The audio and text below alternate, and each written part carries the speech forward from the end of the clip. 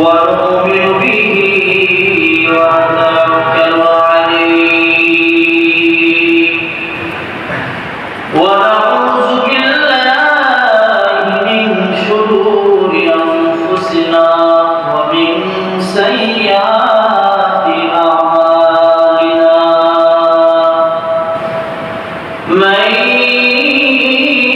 يهده الله فلا مضل له ومن يضلله فلا هادي له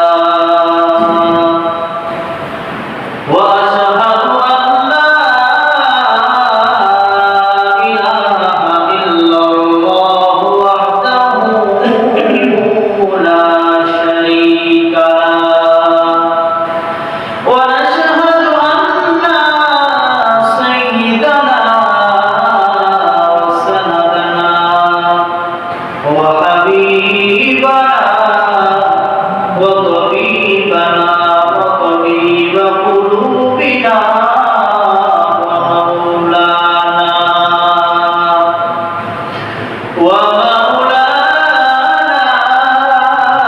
محمدا عبده ورسوله الذي أرسله الله تعالى بالحق بشيرا ونذيرا وداعيا إلى الله بإذنه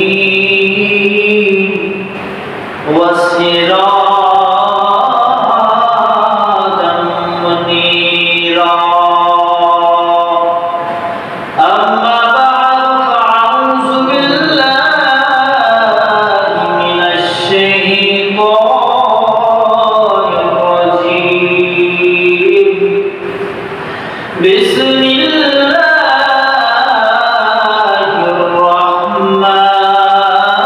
الرحمن الرحيم وقال الله تعالى في كتابه القرآن كل نفس ذائقة الموت وقال النبي عليه الصلاة والسلام من أحب سنتي فقد أحبني ومن أحبني كان معي في الجنة أو كما قال النبي عليه الصلاة والسلام مرد مسلمان ہو تو مرد مسلمان مرد مسلمان ہو تو مرد مسلمان ایک ہاتھ میں تلوار ایک ہاتھ میں قرآن توحید تسی نام امانت ہے ہمارا آسان ہی مٹانا نشا ہمارا اللہم صلی علی مولانا محمد وعلى آل سيدنا شافعنا محمد اللهم صل على مولانا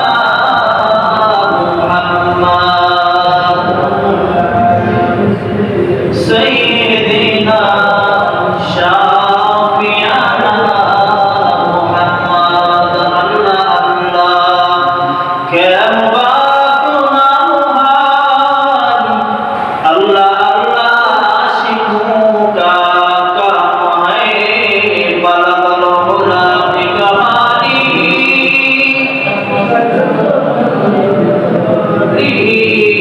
حسنت جميع خصاله صلوا عليه وآله شب محبت شامل الدين اللهم صل على محمد وعلى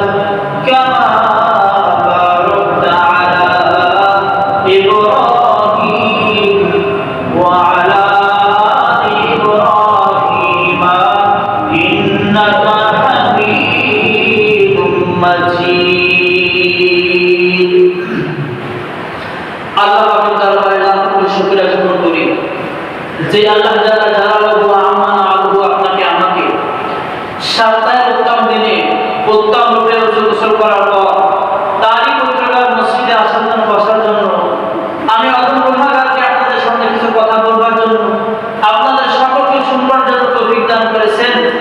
এই জন্য মুসলমান হিসেবে কার মতো শুকরিয়া আদায় করে বলছি আলহামদুলিল্লাহ। এই যে শুকরিয়া আদায় করলাম, শুকরিয়া আদায় করার দ্বারা কে খুশি হয়েছে? আল্লাহ। আবার যদি আল্লাহ পাকের উদ্দেশ্য করে যদি কোনো একটা কথা বলি তাহলে খুশি হয় কে? অনুরূপভাবে আল্লাহ পাক খুশি হয়।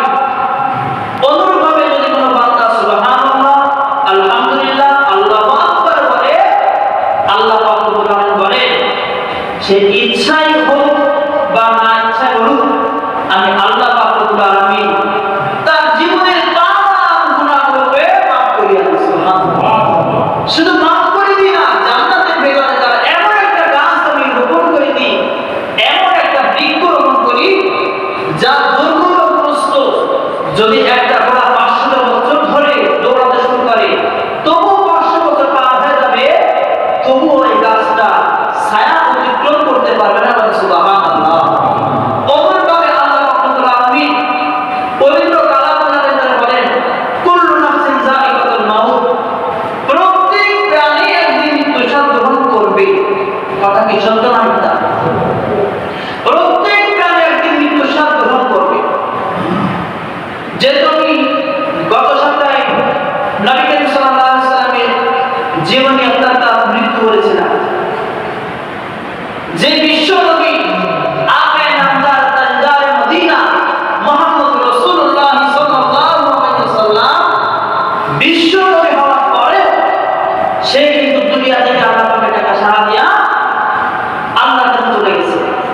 অনুরূপভাবে নবীদের কি ধন সম্পদ কম ছিল? জোরে বলে, নবীদের ধন সম্পদ কম ছিল না। অনুরূপভাবে যুগে যুগে যুগে যুগে অনেক মনীষী, অনেক বড় বড় মানব দেখা দিয়েছে। হাদিসের পাতা, ইতিহাসের পাতা খুঁজে দেখা যায় যে তার যে ধন সম্পদ ছিল আমাদের 10টা পৃথিবীর মূল যে গভর্নর তারও সম্পদ নেই। সাপোজ আপনি কারণের কথা চিন্তা করেন, কারণের কতটা ধন সম্পদ ছিল? আচ্ছা বলেন তো, কারণ কি মারা যাওয়ার সময় তার ধন সম্পদ সাথে নিতে পারছে? আমাদের যাদের টুকিটাকি ধন সম্পদ আছে মরণের সময় তো মনে হয় আমাদের সঙ্গেই যাবে,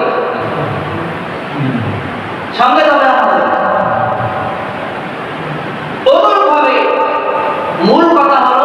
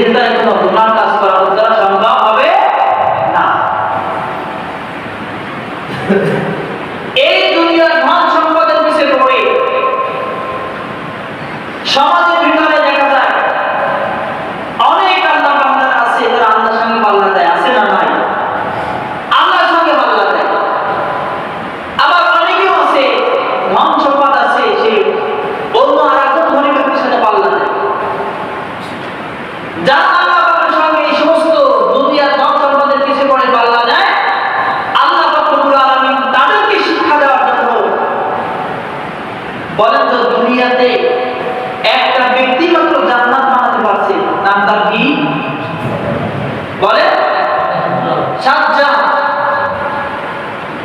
তার ঘটনা শুনলে শরীরে পশম দাঁড়ায় না, শরীরে কেমন জানি কম্পন সৃষ্টি হয়ে যায়। এই যে ধন সম্পদ অর্থবৃত্ত যাহা কিছু আছে, কুল্লু নাফসিন যায়কাতুল মাউত, যেদিন তোমার ওই জিনিসটা তোমার সঙ্গে ঘটবে, ওই দিন তোমার সঙ্গে কি হবে? দুনিয়ার ধন সম্পদ তোমার থেকে আলাদা হয়ে যাবে। তুমি মরতে বাকি, তোমার দেহে থেকে শ্বাসটা বের হতে দেবে, কিন্তু তোমার এই ধন সম্পদ দিয়ে কারাগারে মারামারি করতে দেরি হবে? কখনো দেরি হবে না। কারণের ইতিহাস এমন একটা ইতিহাস, আল্লাহ রাব্বুল আলামিন ওই কারণের ঘটনাকে কেন্দ্র করে গোটা বিশ্ব মানুষদেরকে, শুধু মুসলমানদেরকে নয়, ওর তো আরো যত জাতি আছে, ওর যত সম্প্রদায় আছে, ওর যত গোষ্ঠী আছে, সব গোষ্ঠীকে শিক্ষা দিয়েছে যে হে মানুষ সম্প্রদায়, ও তুমি ইহুদি হও কিনা নাসারা হও, কোরআনের আয়াত তো সবার জন্য সমান, ঠিক কিনা? এরা কি শুধু মুসলমানদের জন্য খাস, হিন্দুদের জন্য? এরা শুধু বিশ্বের ভিতরে, দুনিয়ার ভিতরে যত কুল কায়নাত, যত মাখলুকাত আছে, আল্লাহর কোরআন সবার জন্য সমান। এই জন্য নাফরমানি সত্তার কি করলো বুঝতে পারবে। আল্লাহ বিশ্বনবী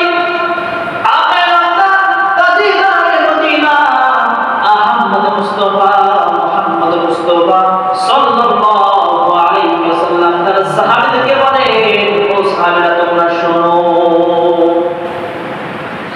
আল্লাহ রাব্বুল আলামিন কারণকে নসিহত করার জন্য আল্লাহ রাব্বুল আলামিন মুসা নবীকে প্রেরণ করলেন।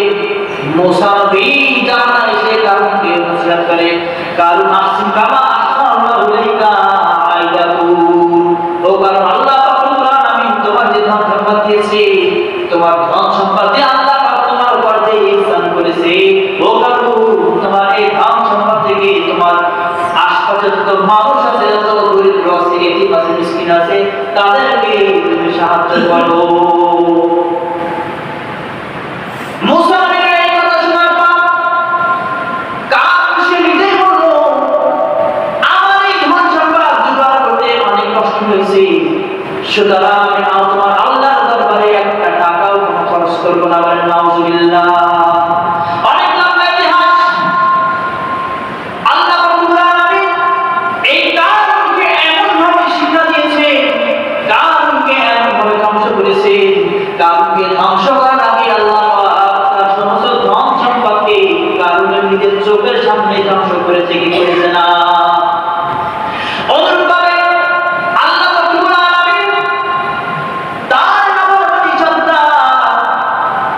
যখন সে ছোট ছিল, তার মা তাকে কোলে নিয়ে নদী পার হয়। নদী পার হতে হতে হঠাৎ করে তুফান এসে বড় একটা ঢেউ এসে নৌকাটা ভেঙে চুরে তছনছ করে দেয়। এমন অবস্থায় আল্লাহ রাব্বুল আলামিন ফেরেশতাদের কোন মতে দেন, ও ফেরেশতা যাও, তার মায়ের জানটা তোমরা কবজ করে নাও।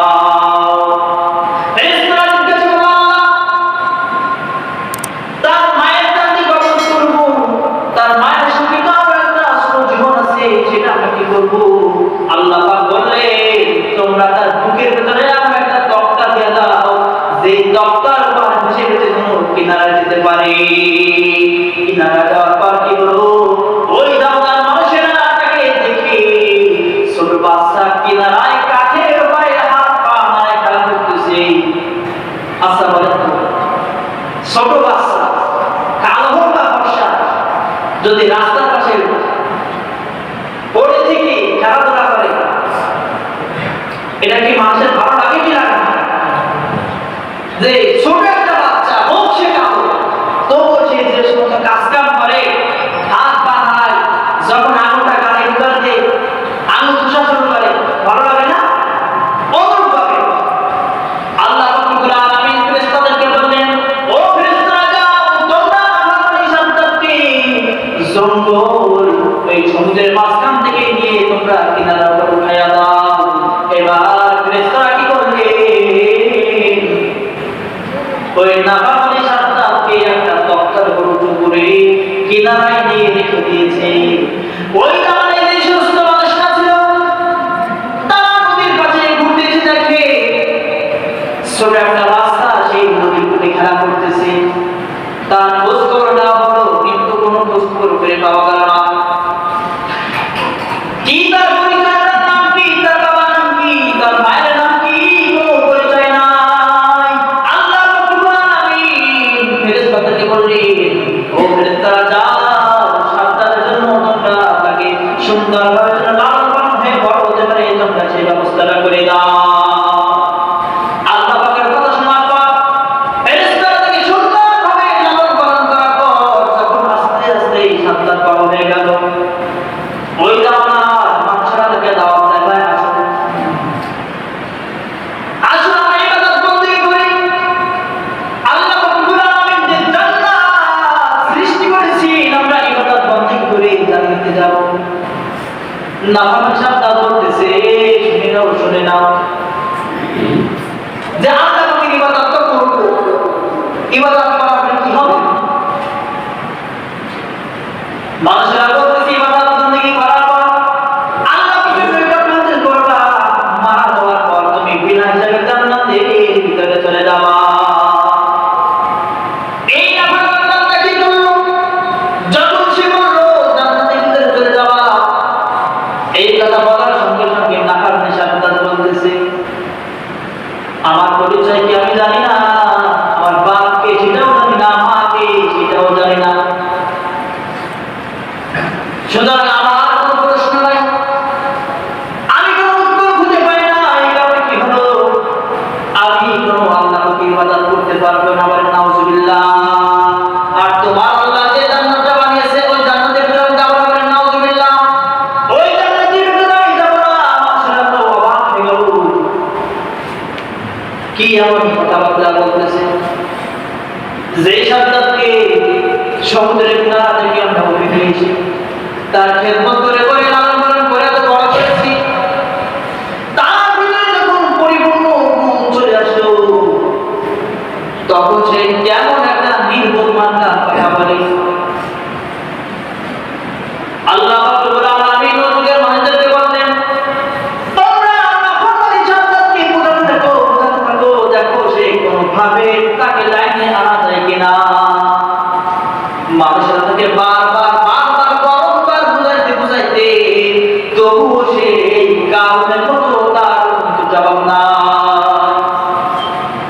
মানুষেরা বোঝাচ্ছে,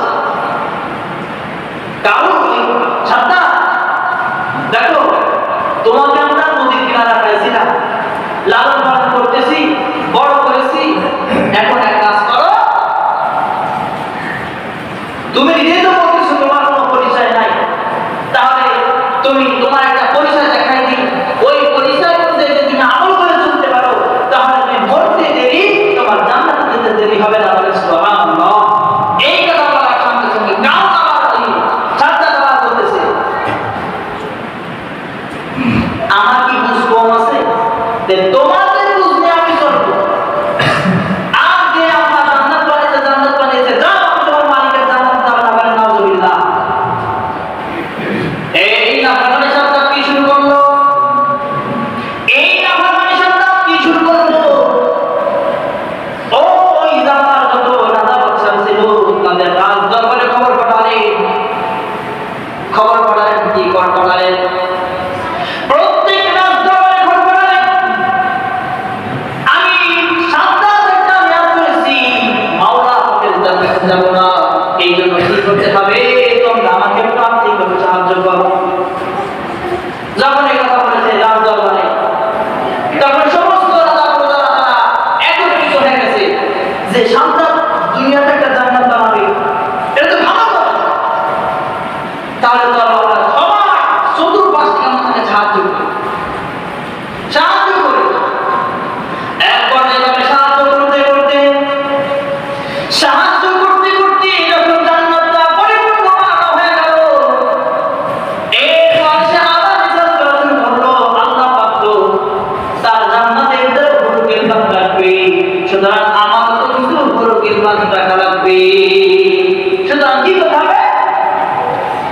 ওই জামানায় যত নর্তকী ছিল, বেশ্যা রমণী ছিল, সুন্দর সুন্দর মেয়েরা ছিল, তাদেরকে এনে গোডাউন বুঝাই করেছে, তোমাদেরকে খাওয়াবো আমি, তোমাদেরকে পড়াবো আমি, তোমাদের কাজই একটা আমার জান্নাত জন্য দেখাশোনা করবে,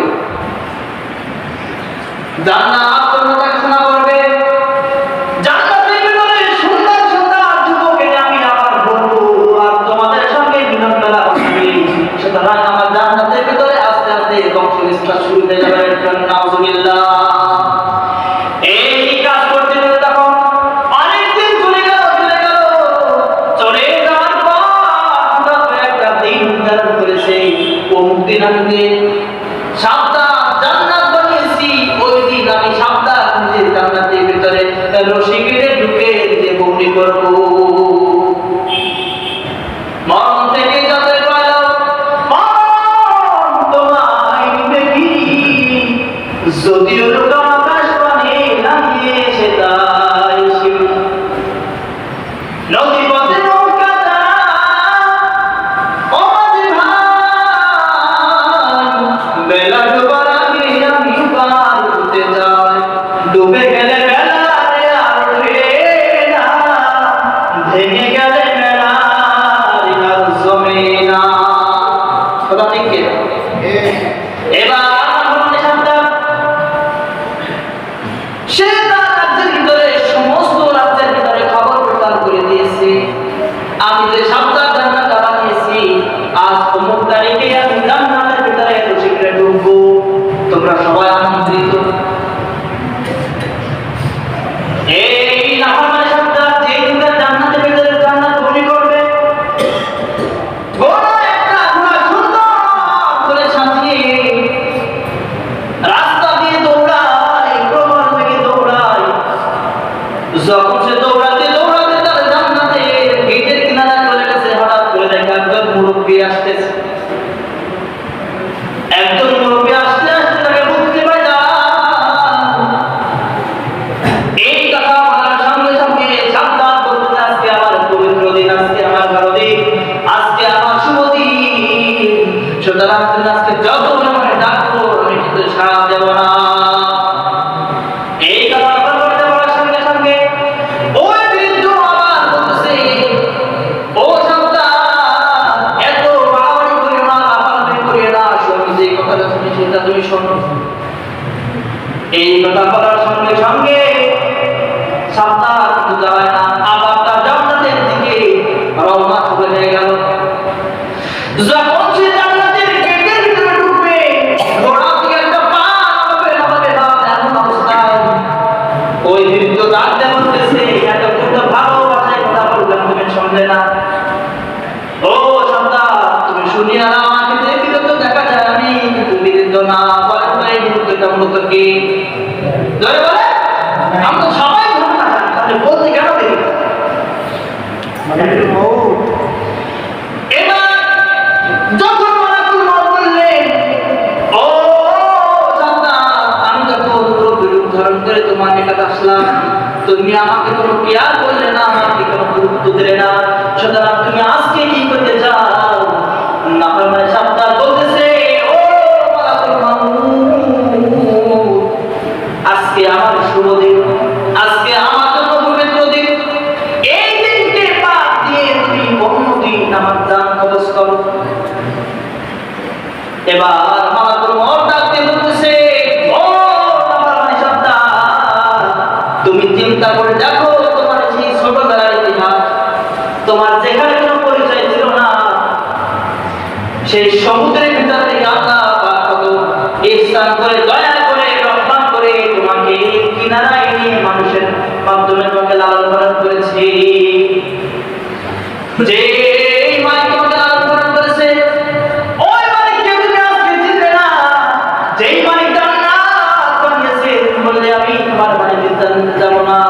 সুতরাং শুনিয়ে নাও, আমার মাওলা পাক চিঠি পাঠিয়েছে, তুমি যদি তোমার মাওলা পাকের জান্নাতে না যেতে চাও, তো তুমি যে কার জান্নাত পেয়েছো, তুমি যে নাফরমানের সাবধানে জান্নাত বানিয়েছো, আল্লাহ পাক বলেছেন তোমার জান্নাতে তুমি নিজেও ঢুকতে পারবে না।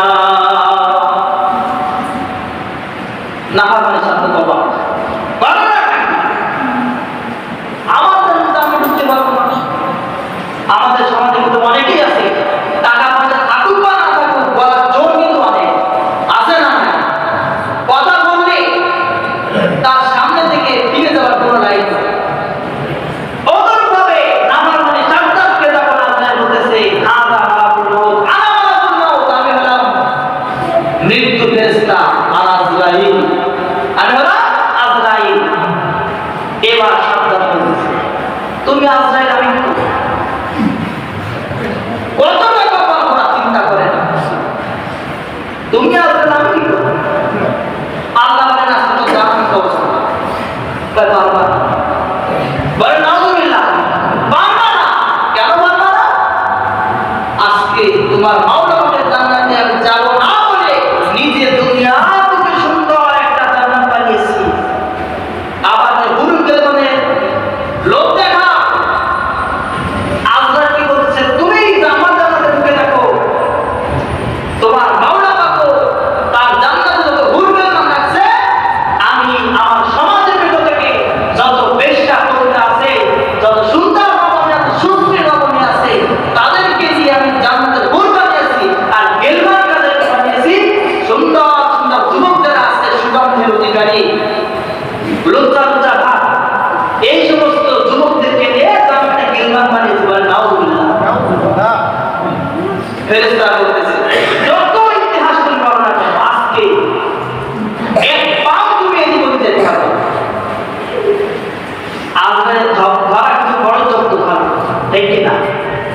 অনেকে আছে হাসাহাসি করে, হাসি ঠাট্টা করে, রাস্তায় চলতেছে, হঠাৎ করে রাস্তাতে পড়ে গেছে, কোথাও কোনো ক্ষতর কোনো দাগ নাই, মারা গেছে। পোস্টমর্টম করে কোনো কিছু পায় না, মারা গেছে। এবার মালাকুল মউত ডাক দিয়ে বলতেছে, ও নাফরমানি সত্তা, আল্লাহ পাক নিজে তোর নামে শুধু নাফরমানি লাগাই দিয়েছে। কারণ কি যে আল্লাহ তোকে সমুদ্রের ভিতর থেকে রক্ষা করে বাঁচায় এনে তোকে এত সুন্দর একটা জীবন দান করেছে, আজকে তুই সে মালিককে চিনতি না, এই জন্য সে মালিক তোকে নাফরমান শব্দ জোগাড় করে দিয়েছে। বলেন নাউজুবিল্লাহ। এবার তখন যে আবার বলতেছে, ও মালাকুল মউত, তোমাকে আমি আমার জান্নাতের ভিতরে আমন্ত্রণ করলাম,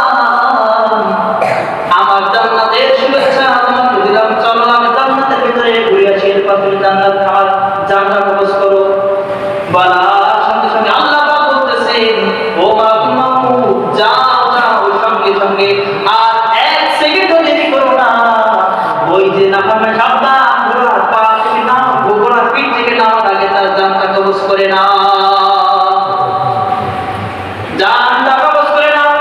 আবার অনেক কিতাবে আছে, যখন নাফরমান সাবদা তার জান্নাতের দরজার ভিতরে এক পা দিয়েছে আর এক পা বাইরে আছে, ঠিক এমন সময় চৌকাঠের উপর তার জানটা কবজ হয়ে গেছে। এবার তখন সে তার জান্নাতের ভিতরে একটা পা ঢুকে দিয়েছে আর এক পা তার বাইরে আছে, আর এক পা উঁচু করলেই কিন্তু তার জান্নাতে গিয়ে পড়বে। আল্লাহ পাক বলেন, ও মালাকুল মউত, তুমি কি ভয় পেয়েছো? তুমি কি ভয় পেয়েছো? এই যে নাফরমানি সাবদা আছে আমার সঙ্গে পাল্লা দিল,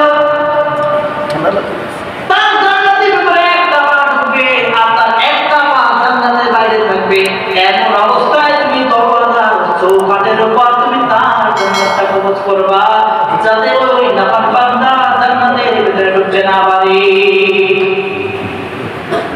এই যে ধন সম্পদ, মূল কথা, পুরো বায়ানের মূল কথা, সারাংশ পরিচ্ছেদ। এই যে আমাদের যে ধন সম্পদ আছে, এই কি চিরদিন আমার সঙ্গে থাকবে?